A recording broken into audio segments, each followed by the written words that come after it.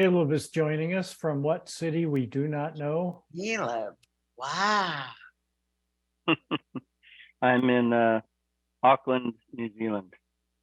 Nice. Wow. Can you do something to like inspire our U.S. women's team a little bit, Caleb? Wow. I cheered really hard, and they played really poorly. Nothing Okay, else I can do.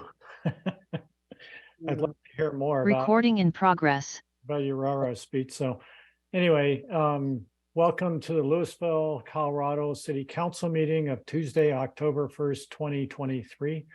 This is a totally electronic meeting. First, we'll do a call to order. And then we'll do a roll call, please. Mayor Maloney, Here. Mayor Pro Tem Fahey, Here. Councilmember Dickinson. Here. Councilmember Hamilton. Here. Councilmember Hefner. Here. Councilmember Lay. Here. Councilmember Moss. May I have a motion to approve the agenda? So moved. Second? All in Second. favor, say aye. Aye. Aye. Any nays?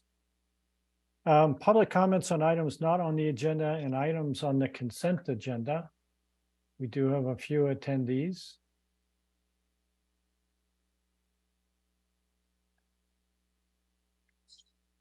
All right, seeing none, we'll move on to the consent agenda.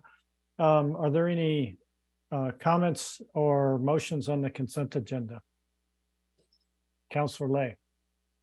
Yes, Mayor, I'd like to pull off item 4E. All right, we'll pull off 4E. We will put that under regular business as item B. Would you like to make a motion, Councilor Lay? Yes, to move to pick item 4E off the consent agenda and make it into, is it 7B? 7B, yes. Would you also make a motion to approve the consent agenda as amended? And a motion, and amend my own motion to amend the consent agenda accordingly. Any second? Second. All in favor? Aye. Any nays? All right. So we'll move on to item 5. Council informational comments on pertinent items not on the agenda. Does anyone wish to speak on any? I see an actual really hand. Councilor Hefner. A live physical hand. So I have to watch for that too, as well as the little hands on Zoom. I knew where that pressed it. I do have an item which is, as several of you know because you were there, Director Coar and the Public Works team hosted a community meeting last week on Wednesday to discuss traffic issues on the Polk Dahlia corridor. And in part, that meeting was a response to a pedestrian collision from a few months ago, and followed a pretty significant outreach effort by the Public Works team to gather survey data and think about potential traffic calming measures for this key corridor in town. The meeting on Wednesday was reasonably well attended, and I think we heard a lot of important input on street safety and thoughts about making this particular residential street more pedestrian friendly and friendly for the kids that go back and forth from the Fireside Elementary School that's right there. Really, very unfortunately, the next morning after the meeting, there was another collision between a pedestrian and a car in a crosswalk, which in my view really further underscores the need for the types of solutions that Director Coar and his team were talking about on Wednesday night, and that the community was very strongly in favor of. And I understand that the team has already identified some pretty specific options in terms of speed cushions and medians that they're evaluating and thinking of installing. I think my ask of us tonight would be that given the recent incident following immediately after the meeting on this topic, that we should really make every effort to install these measures sooner rather than later. You know, I think we've had 2 collisions now in a relatively short period of time. We're in the fortunate position that Public Works has taken a proactive approach and developed some good measures that I think at least will probably make some difference, and will show we're taking this issue seriously. And again, considering that the school year is approaching pretty quickly, I think it's important that we take swift action. So I just wanted to bring that to your attention, and I don't know, Kurt or Jeff, if you have anything you would add to that. Well, thank you, Councilor Hefner. I'm going to ask them to respond to that in the city manager's report. We'll give them time to address that, if that's okay with you. That works for me. Great. Any other, Councilor Most? Yeah, Yeah, both the hand and the virtual hand. Just as we're not used to this anymore. We were so good at this for a while. Just to follow on to Councilmember Hefner's comments, I agree with them wholeheartedly. I personally would like to see, like tomorrow, no through signs put up on either end of those streets. And I think whatever actions we are going to take, I think we need to do an extremely clear communication, not just to people in that area, but to anybody who attends Fireside School. If we're going to start doing things at some point, especially if it's going to overlap with the start of school, I think we just need to make sure, because I completely agree that, you know, we need to take immediate action. I just want to make sure that whatever action we take, and even before we even sort that out, we should be communicating to the people in that neighborhood and to everybody at the Fireside Elementary School, because I guarantee you everybody in the school knows already, because their moms' networks are pretty tight. So I think it's really important that we get something out very quickly, very clearly, whatever we are going to commit to doing, if whatever that is, and that we are very in cahoots with BBSD and Fireside around busing. They do a lot of special needs, I think, at that school. So there's a lot of busing and stuff. So I just think we got to be really, really sensitive to that, and be very clearly communicate to the community. Thank you. Councilor Hamilton? Yeah, thank you. Thank you, Councilor Hefner, for bringing this up. As we discussed at that meeting last week, there is a number of unique circumstances that are in this area: cut through traffic, school, you have a trail system that crosses there. So I agree with you that addressing this sooner rather than later, with a short-term solution, but not losing sight of long-term solutions as well in that area, is very important. So thank you for bringing this up today, because I think it's a very, very important topic. I don't see any other hands up. I think that this is a topic, and I'm going to hand it off to the city manager for his report. But I think this is, the comments that are made are shared by all 7 members of city council. You know, this is something, since I've been on council for 8 years, traffic safety has been important. We've done a number of things. We need to do more as a future. But I also want to acknowledge, as Councilor Hefner did, that the Public Works Department with the director and the department has continued to look for solutions. So we have appropriated funding, we have approved direction. So it's really important that message is out there. And I also agree with the urgency. So with that, I guess I would hand it off to the city manager. And if you want to bring in the director as well for comments on this, certainly we would appreciate it. Yeah, thank you, Mayor. I would say that I would echo those same thoughts. Everyone in the city manager's office, everyone in Director Coar's team, traffic, engineering, everyone in our police department, everyone in our entire organization, we take this very seriously. And so I'm really proud of the work that Director Coar and his team have been doing over the last several months to to evaluate this corridor. And I think he has some good options to put on the table here pretty quickly. We can expedite those, but I'll turn it over to Director Coer to talk about that a little bit, if you're ready for that, Mr. Kurt. Sure. Thanks, Jeff. Yeah, so parallel to the public outreach survey we did in the neighborhood meeting, we're looking at what possible solutions we could do along the corridor. And we believe some things that we can do quickly are introduce a series of speed cushions through the corridor. And this is something out of our toolbox that we've utilized over on the Coyote Run Trail crossing and have seen success in reducing speeds and calming traffic with that tool out of the toolbox. And then we're also exploring, looking at some pedestrian refuges through the corridor at some key intersections. That being Century, the four-way area on Madison, and possibly Hackberry.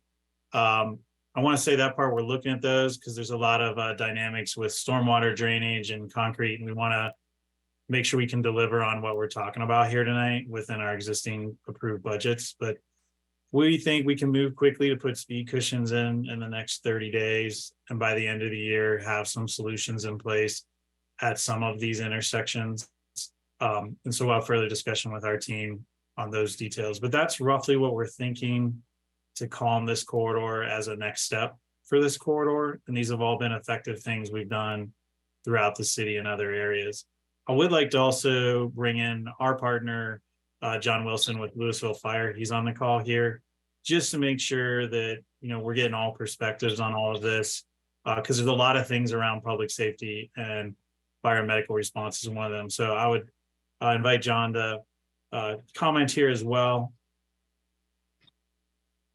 Chief Wilson, are you handing off now, Director? Yes. Chief Wilson, would you like to make some comments? Thank you very much. Good evening, Mr. Mayor, City Council members, City Manager, and Public Works Director. Kurt reached out to me about a week ago, I guess it was. Also, City Manager Durbin has also reached out to me and just wanted to get my concerns about traffic calming devices. So as you know, our safety of our firefighters, but also safety of the public is our top priority. And this goes along with that street and the number of school kids and adults that are walking and biking along that road. Luckily, that one road is not used by us by a lot, but it is used by us for any medical or fires in that area. So it's a balancing act. And so we look at it, so time matters. And that includes fires along with medical. So the fire doubles every minute. A brain dies between 4 to 6 minutes without oxygen. So it's a very fine line that we walk. And so the more calming devices that we put in, then that's going to delay my response. And if it's your house or your loved one that's not breathing or is having a heart attack, that's a concern. And you're going to be jumping all over me and all of you because you put some of these devices in. I'm not saying that we don't put any in. What I'm saying is maybe we try to do a good amount. So we do slow people down, but it doesn't slow our response down. So that's our take. Of course, I always live with whatever the city decides because that's the way it goes. But I do appreciate you taking some of my comments tonight and just thinking about those items also. Thanks. Thank you, Chief Wilson. So I'll just say to that, I mean, they are partners and we work well together. The other thing about these tools we use is you never like to install something and take it out.